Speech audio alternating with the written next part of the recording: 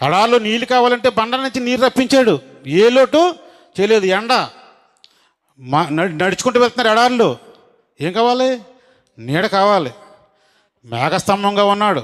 రాత్రి మనకలాగా లైట్లు వీధి దీపాలు లేవు, ఏం చేయాలి? అగ్నిస్తంభం కావాలి.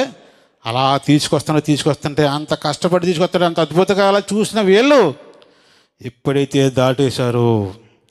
దాటేశారు ప్రవేశించేశారు, అన్య దేవతల తట్టు తిని తృప్తి పొందేటప్పటికి ఇచ్చిన దేవుణ్ణే మర్చిపోరు.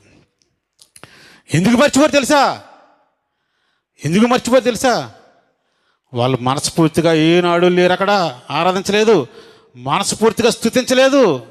తమ హృదయం అస్థిరమైన హృదయంతో ఉన్నారు. ఎప్పుడు ఆయనను మోసాడు వాళ్ళని